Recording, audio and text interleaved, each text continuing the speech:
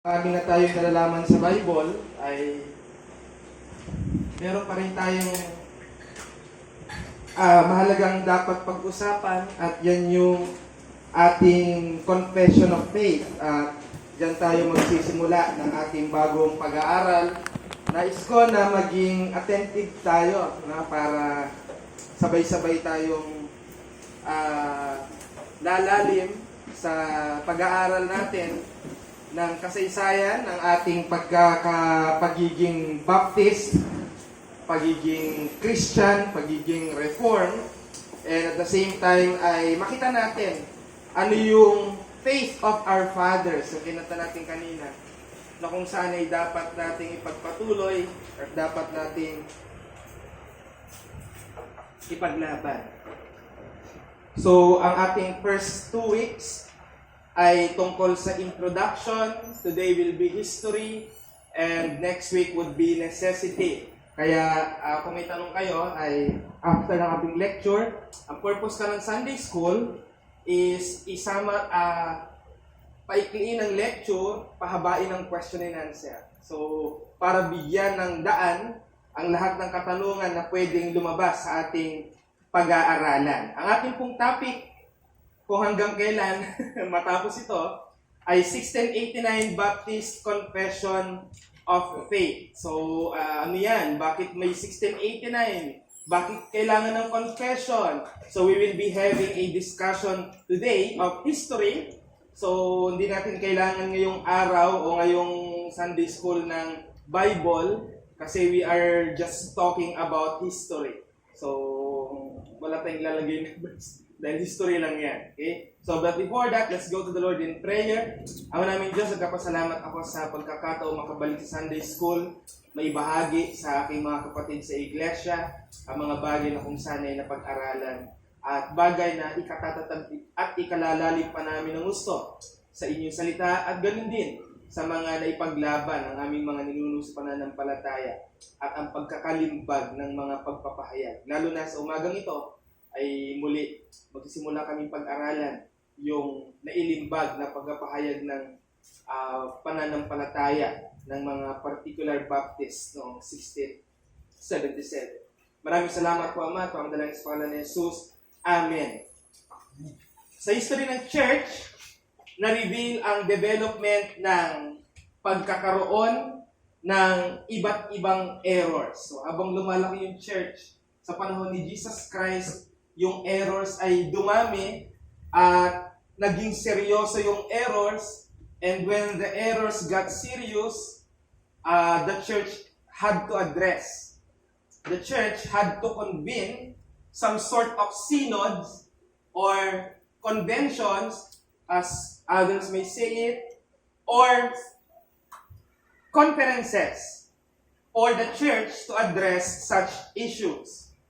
And because of the address of those issues, ay para maiwasan yung mga nangyaring heresies noong unang panahon, kailangan maglimbag ng written confession para magwardyahan ang iglesia in the future kung sakaling magkaroon ng resurfacing ng same heresies.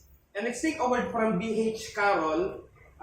Wag niyo siyang ipagkalito kay J.M. Carroll. J.M. Carroll yung lumikha ng Trail of Blood na na-map na natin. So, B.H. Carroll is a Southern Baptist, but during this time, Southern Baptist is known for its genuineness as Baptist way back then. Southern Baptist today is quite different. Sabi niya sa kanyang book na Colossians, Ephesians, and Hebrews in an interpretation of the English Bible in page 140, sabi niya, a church with a little creed is a church with a little life. Napakapiranggot lang daw ng creed. Pag sinabing creed, confession, ito yung paniniwala na naisulat, the church will be the church will have a little life. The more divine doctrines a church can agree on, the greater its power and the wider its usefulness. The fewer its articles of faith, the fewer its bonds of union and compactness. The modern cry, less creed and more liberty. Yan ang gusto ng mga tao ngayon, tama si B.H. Carroll. Bawasan yung mga creed na yan at bigyang laya ang mga Kristiyano. Sabi niya, it is a degeneration from the vertebrate of the jellyfish and means less unity and less morality, and it means more heresy. A church without confession has its gate wide open for heresies. It only exposes and corrects. Shut off the creed, and the Christian world would fill up with heresy, unsuspected and uncorrected, but nonetheless deadly. So ganyan siniseryoso ni B.H. Carroll ang creed o ang confession. Ang iglesyang walang confession, malamang sa malamang, mahuhulog sa heresy. Mahuhulog sa mga maling doktrina. Bakit? Walang gwardya. Walang standard. Hindi documented. Ano ba talaga ang ating pinag-aaralan? Kaya ang punto dyan, ang paggamit ng confession of faith ay i-summarize yung teachings ng Scripture at mag-set ng standard para gwardya ng katotohanan mula sa salita ng Diyos, mula sa mga maling turo. Kaya this is the teaching. A confessional church is safe from development and entertainment of false doctrine. Ang isang confessional church, pag sinabing confessional church, church na merong pinangahawakang confession. Hindi yung ano lang we believe in God. We believe in, hindi gano'n. No? Anyone can say that. Pag verbal lang yan, hindi kayo confessional church. You must have a written, documented confession of faith that everybody signed. And everybody committed to agree on. A confessional church is safe from the development and entertainment of false doctrines. Gusto mo talaga na ang church ay hindi mapasukan ng maling doktrina? Tumayo sa isang confession of faith. Magkaroon ng confession of faith ang isang iglesia. Now, ang kailangan natin maunawaan, dalawa yung pag-aaralan natin. Yung mga nangyaring synod, yung mga nangyaring council sa church, bakit nagkaroon ng mga creeds at ano-ano yung mga confession na nailimbag hanggang sa nakarating tayo sa pinaka best na confession of faith. Number one, confessions in history. So alamin muna natin, ano yung mga naging problema sa church noon. Okay? Ano ang mga naging problema sa church noon? Paano nila in-address? Paano nagkaroon ng creeds? At doon sa pangalawang point naman, una yung Orthodox creeds yan. Pangalawa, yung Reformed Confession. Sa panahon ng Reformation, ano naman ang naging issue dito? At bakit nagkaroon ng separate entity na ngayon ay tinatawag nating Baptists? So, i-correct natin yung history kasi yung nandun, maling-mali talaga yun Yung tinuturo natin dati ni J.M. Carroll, napakalaking kalokohan nun Kahit ako, nalilito ako pag tinuturo ko yun Kasi parang, paano kaya ito mapag-connect, no? Pag-usapan muna natin, number one, Orthodox Creed. So, ito yung panahon ng church sa 1st century hanggang 5th century. So, ito yung from 100, year 100, hanggang year 500. So, ang tawag natin sa panahon na yan, Orthodox. Yung iglesia sa panahon ng Orthodox, nung time na yan, walang mga denomination gaya natin ngayon. May Baptist, may Methodist, may Pentecostal, walang ganun noon. Walang nagsasalita niyan. Wala ring Roman Catholic Church. So we need to be clarified on that. Those time, in the church of patristic era, yan yung Orthodox, they are just simply Christian church. Christian churches. Na laganap sa Roman Empire. Well, pagdating ng 4th century, nag-fall na ang Rome, kaya yung time na yan, Byzantine era na, Byzantine Empire.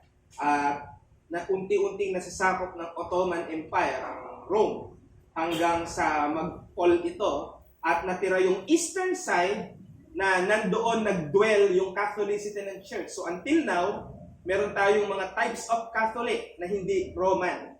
Sa mga hindi nakakaalam, maraming klase ng Katoliko, hindi lang Romano. Right? So, Orthodox creeds, these are early church na kung saan nakatanggap sila ng challenges sa isang doktrina. Alin yon? Trinity. May mga nagsasabi, kaya daw hindi sila naniniwala sa Trinity kasi daw na-imbento lang daw yan ng Roman Catholic Church. Again, walang Roman Catholic Church in the first 5 centuries of the church. Wala. As a matter of fact, nagsimula ang Roman Catholic around more or less 1066. Dahil diyan naghiwalay ang Roman sa Greek. Yan yung tinatawag nating Great Schism. Nag-split yung Western at Eastern Church. Kaya yung Western ay nilabelan na Roman Catholic. So ang issue sa Orthodox Church noong panahon na ito, first 5th century, ay nagkaroon sila ng matinding bakbakan sa doktrina ng Trinidad or Trinity. At diyan may kita natin kung paano sila nag-respond sa mga teaching na ito. And let me tell you first of isang taong wag na wag niyong kakalimutan sa kasaysayan na isang contributor bakit lumalim ang Christian Church sa doktrina ng Trinity dahil hinamon niya. And that is no other than Arius, or Arius, as how you say it. Arius is siya ay isang bishop noong panahon na yon na magaling. Na-discover niya na si Christ ay first creature of God. Ganito ang naging problema. Bago magkaroon ng Kristyanismo, may Judaismo. At ang basic tenet ng Judaistic faith is God is one. Yan ang sinasabi ng Deuteronomy 6:4. Hear, O Israel, the Lord our God is one Lord. So, ang understanding talaga, isa lang ang Diyos. Now, when we came to the New Testament is having a language that Christ is God. Also, it has a language that the Holy Spirit is God. In earthly mathematics, that makes you believe that there are 3 gods. Aren't you? Yun ang magiging conclusion nyo. But how can we settle it to the doctrine that God is one? Yan ang naging problema ni Arius. At sa kanyang pag-iisip at pag-aaral ng theology, nakagawa siya ng formula na hindi niya mababiolate yung monotheistic belief. When I say monotheistic, yung pagiging isa ng Diyos, and at the same time, hindi niya gagawing hindi Diyos si Kristo.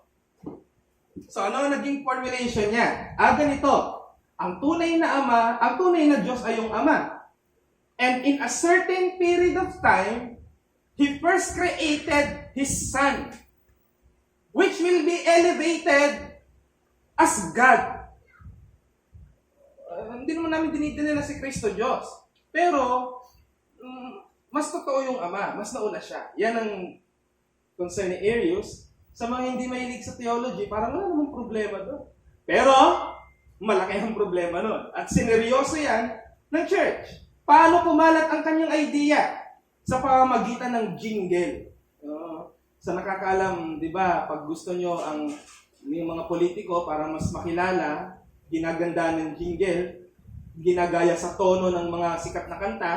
So that time, merong kinakanta siya na kumalat hanggang sa kinakanta na rin ng maraming tao sa Africa. Dahil noon, ang sitting place ng Christianity ay nasa Africa. If you don't know, there was a time that Alexandria, which is in Egypt, and Egypt is also considered boundary of Asia and Africa, nandiyan ang throne ng Christianity noong unang panahon. So, what happened is that merong 4 lang na word. 5 pala. Na binabanggit si Arius. In, hota, hota, un, in.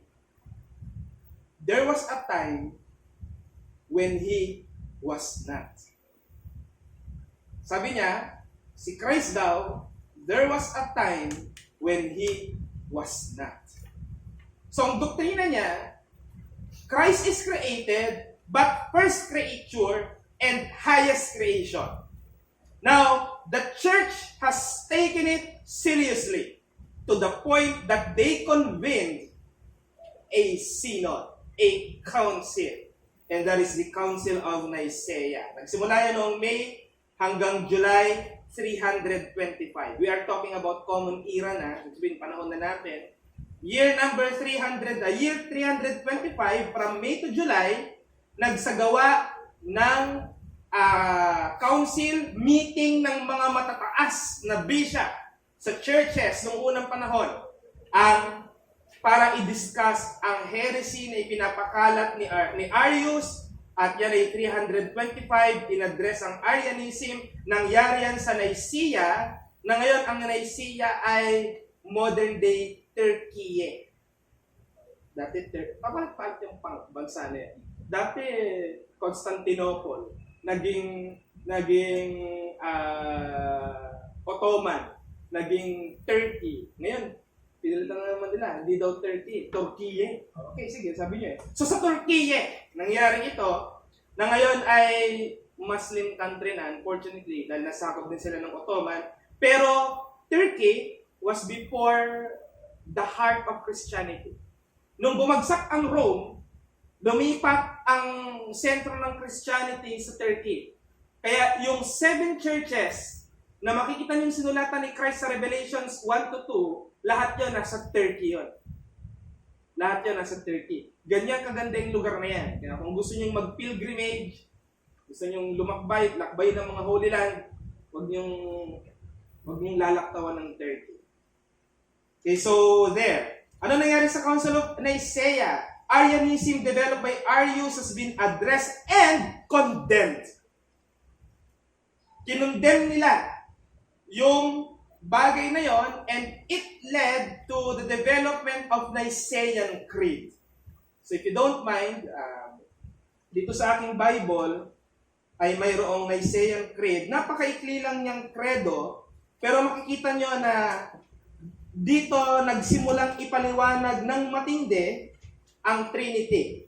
Sabi ng Nicene Creed, I believe in one God the Father Almighty, maker of heaven and earth, and of all things visible and invisible, and in one Lord, Jesus Christ, the only begotten Son of God, begotten of the Father before all worlds, God of God, light of light, very God of very God, begotten, not made, being one substance with the Father, by whom all things were made, who for us men and for our salvation came down from heaven and was incarnate by the Holy Spirit of the Virgin Mary and was made man.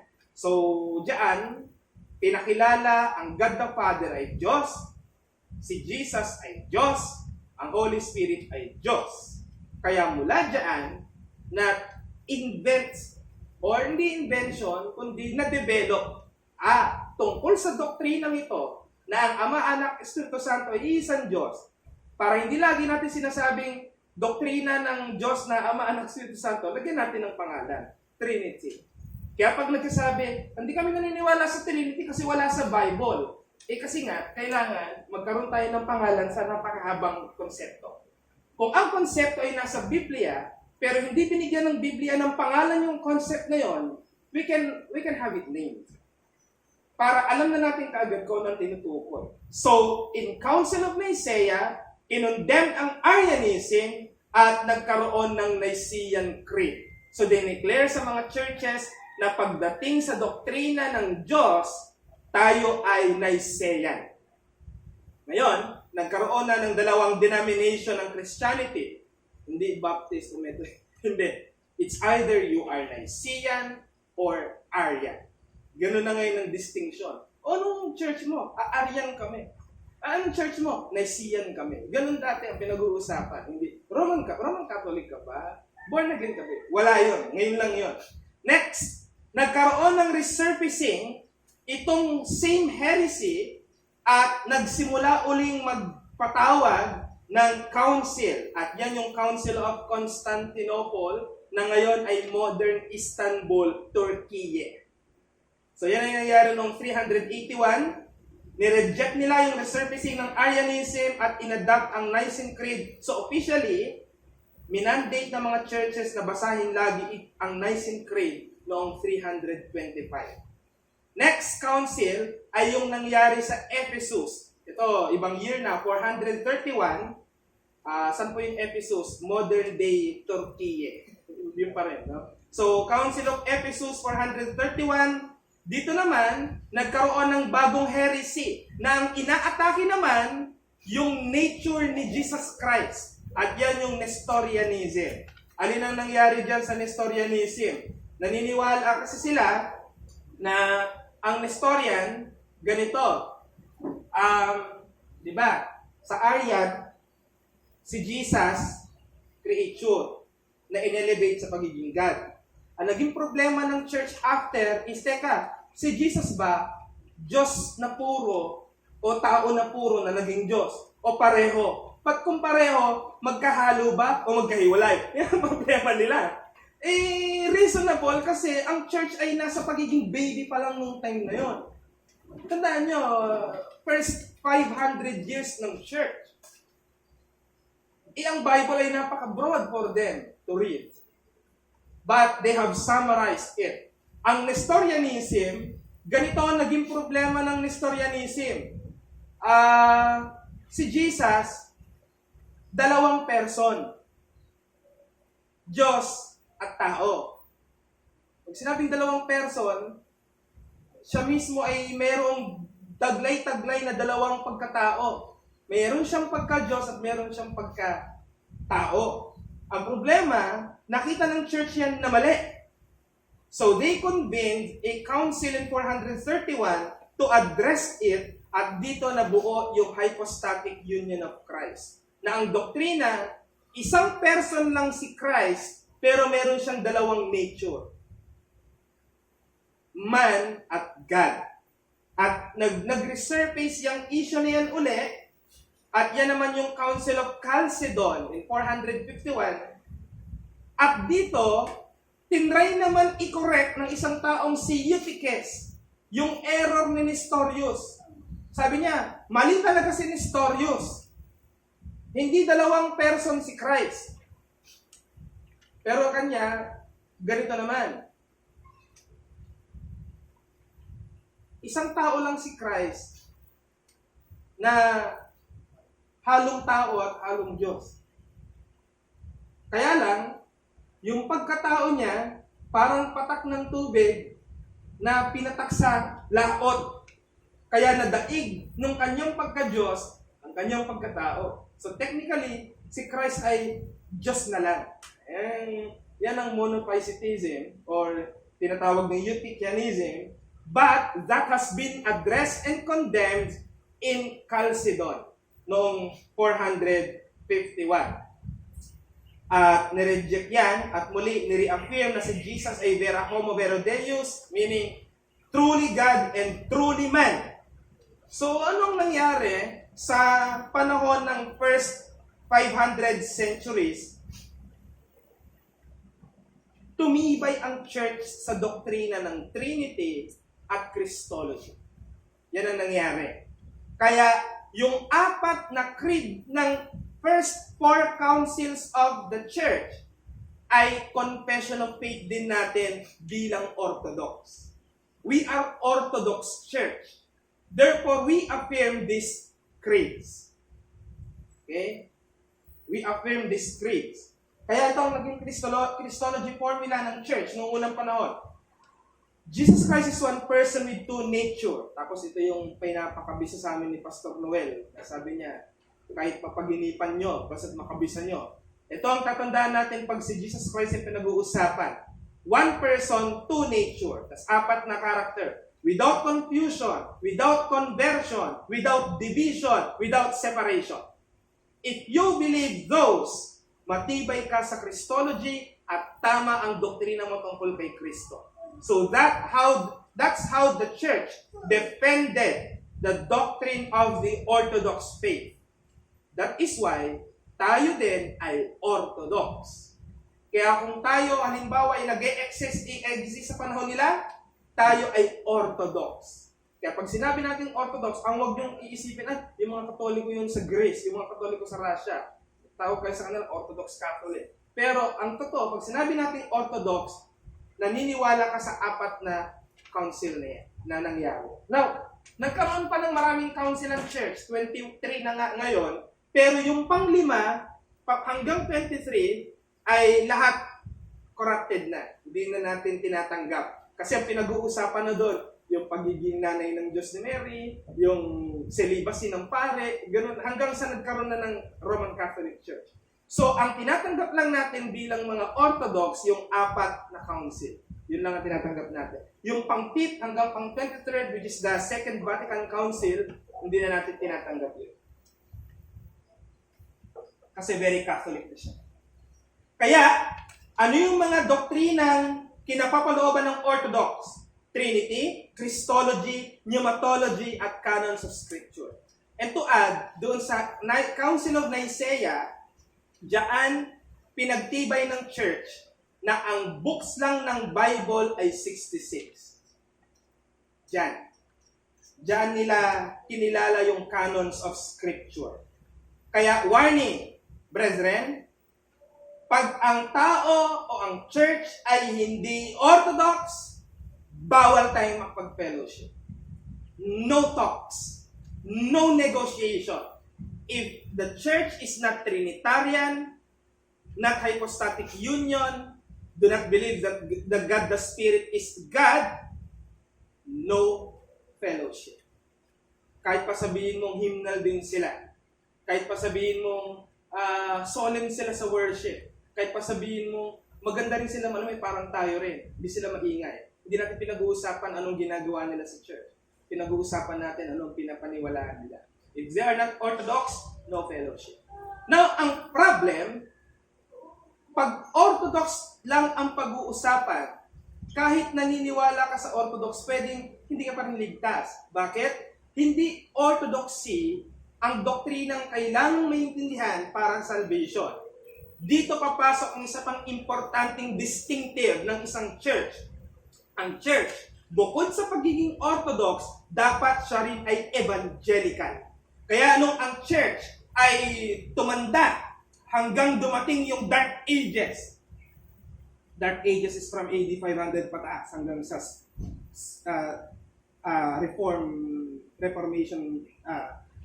Protestant Reformation. Ang nangyari is that nagkaroon ng Reformation sa church. At dito na-develop yung evangelical faith. Brother Josh, di ba ang evangelical, ibang church sila? Pinangalan nila na sila evangelical. Pero ang evangelical, tayo talaga yun. When we say evangelical, gospel church. Kasi ang word na evangel or evangelion sa Greek, ibig sabihin gospel. Kaya dapat, hindi lang Orthodox ang church, dapat gospel believer. Or tama natin yung term, evangelical. Yan ang ibig sabihin ng evangelical. Let's proceed to the Reformed Confession. Orthodox belief is insufficient in salvation.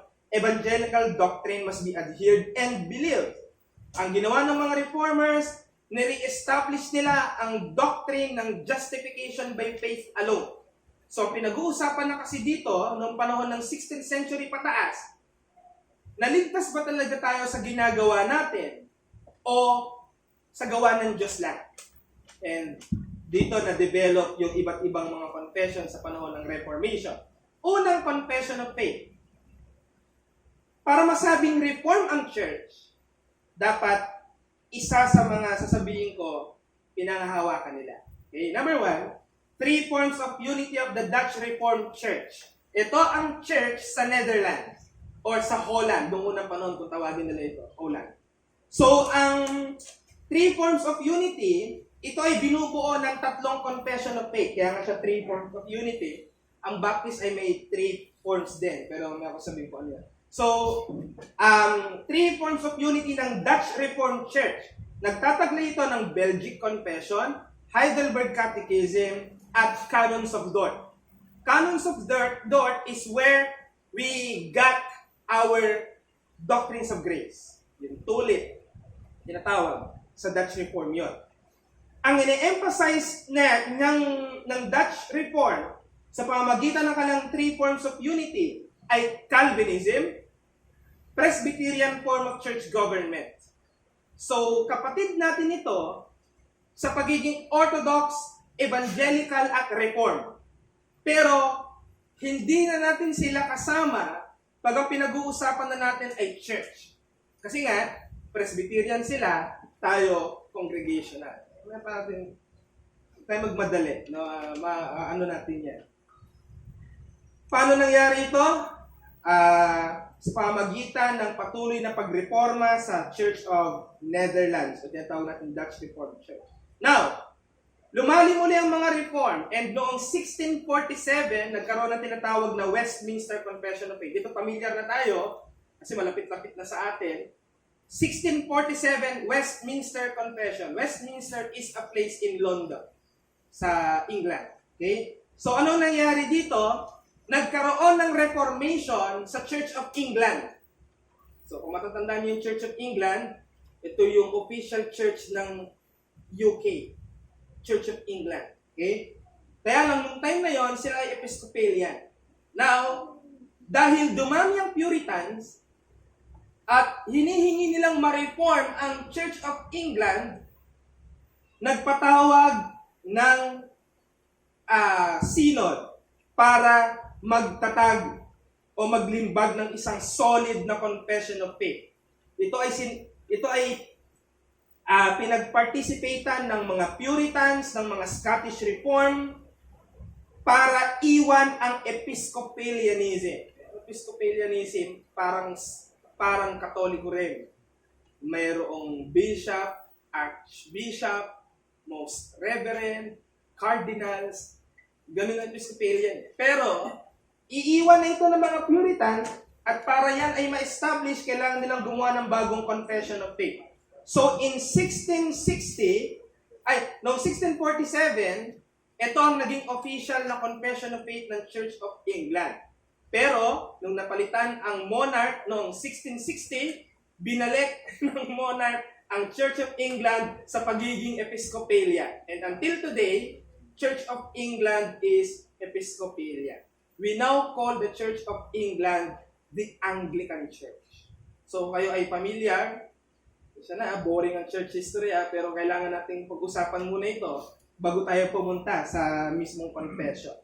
So, yan po ang 1647 Westminster Confession of Faith. Tayo bilang mga Baptist, we also adhere to that confession. Pero, hindi natin pinaniniwalaan yung sa church, yung sa covenant, at yung position nila sa baptism. Dahil sila ay Pedo Baptist, tayo ay Credo Baptist. So, yan ang nangyari. Ang problema, yung mga ibang Puritan na nakakabuo na naman ng bagong distinction na later on tatawaging Baptist ay may hindi inaagrihan sa Westminster.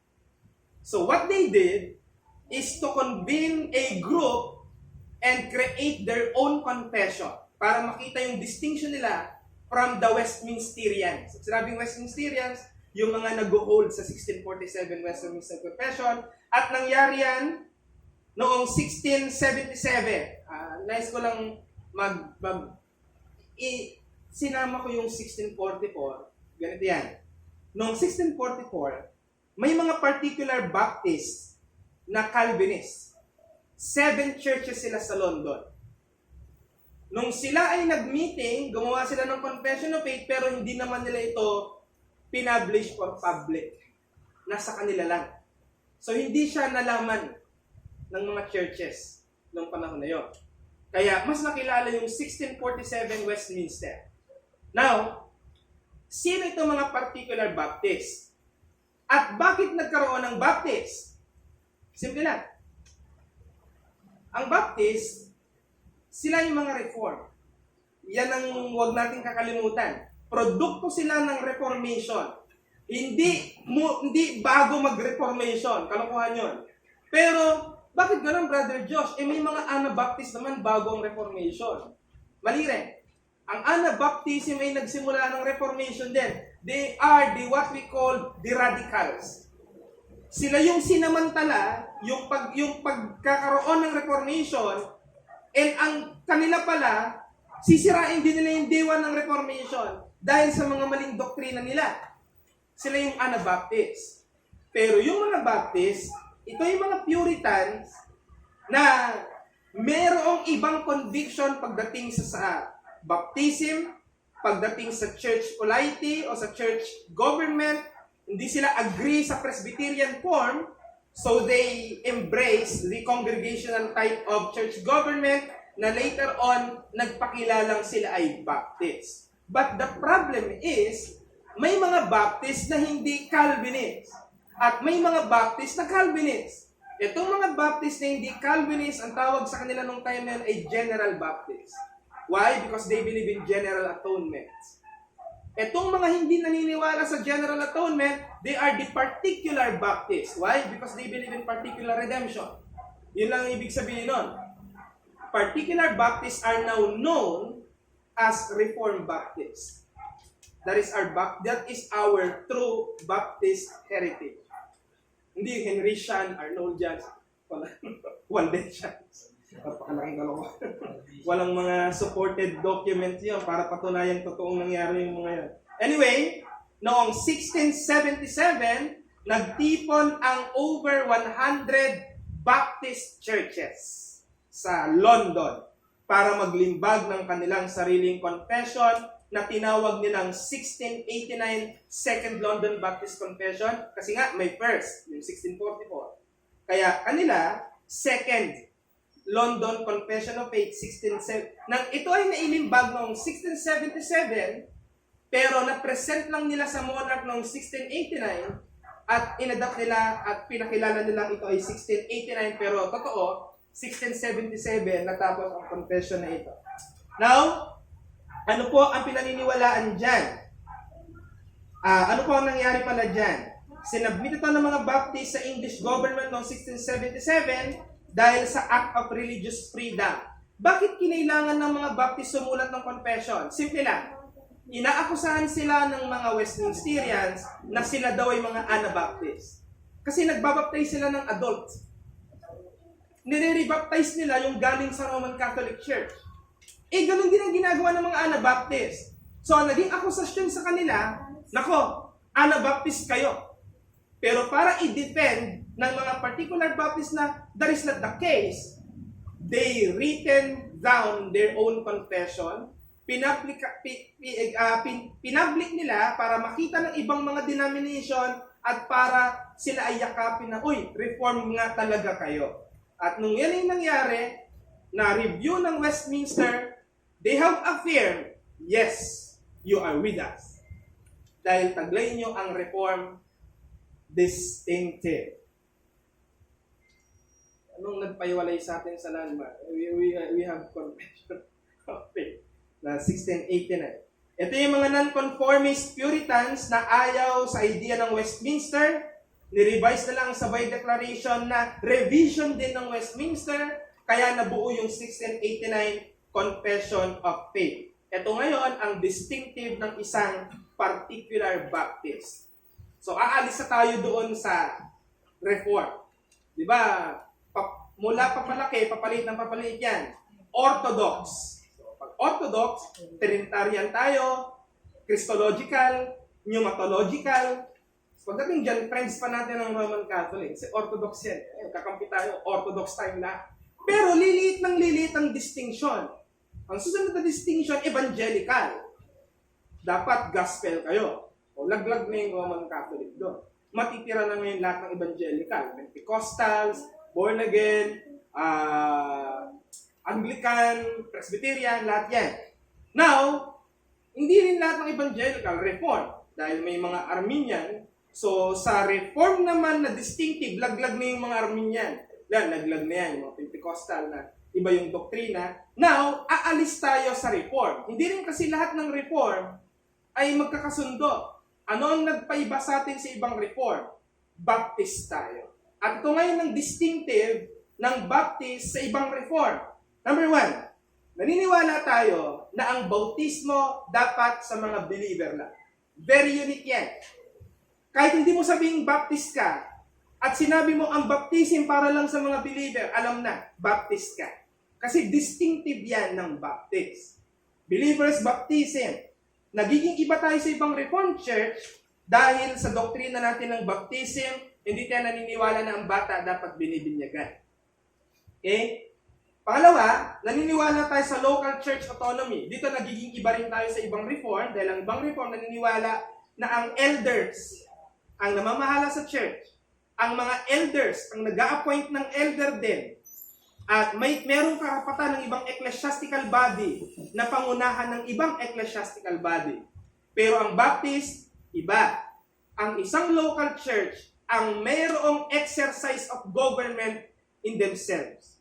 At hindi pwedeng makialam ang isang local church sa iba pang local church. Very unique yan sa Baptist. So, Baptist ka if you believe in local church autonomy. Tayo ay congregational and the local church governs itself. Now, let me make myself clear. Pag binasa mo ang Baptist distinctives ng mga Bible-backed, sasabihin nila, ang church daw ay sovereign sa kanilang government. That's not correct. When we define sovereignty, it cannot be the church. It should be God. God is sovereign in His church. Not the church is sovereign sa sarili niya. Mali yun. Ang tama, the church is self-governing. Huwag mo sasabing sovereign. Huwag mo ilagay yung word na sovereign sa ibang bagay. Dapat sa Diyos lang yun.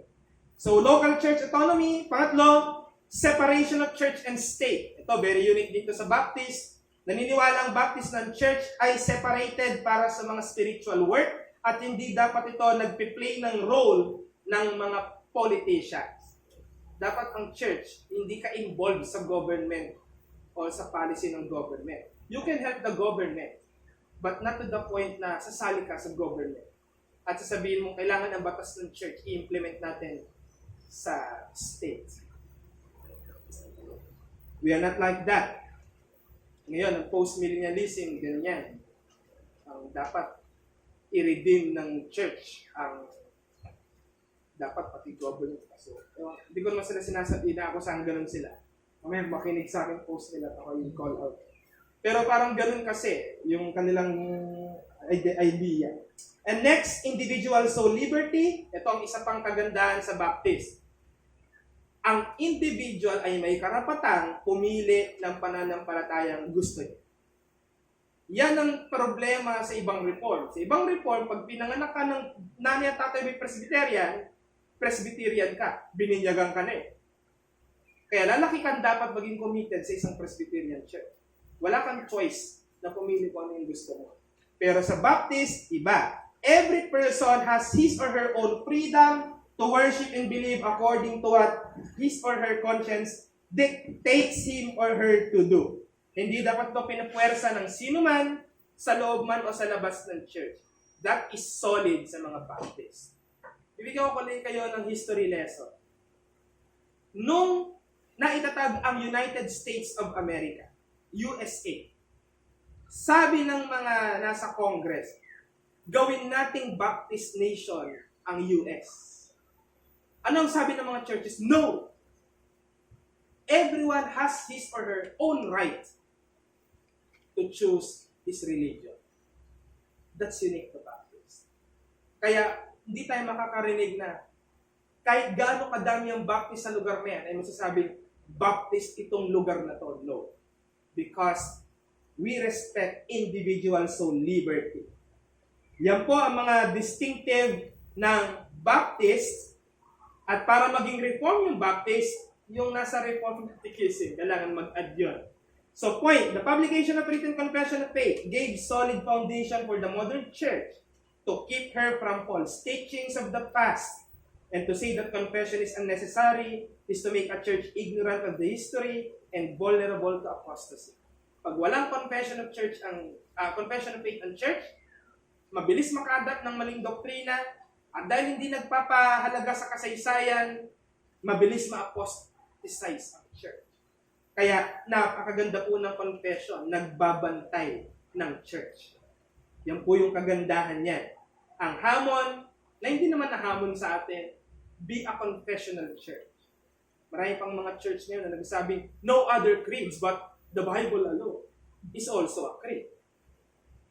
Kaya lang, very poor creed.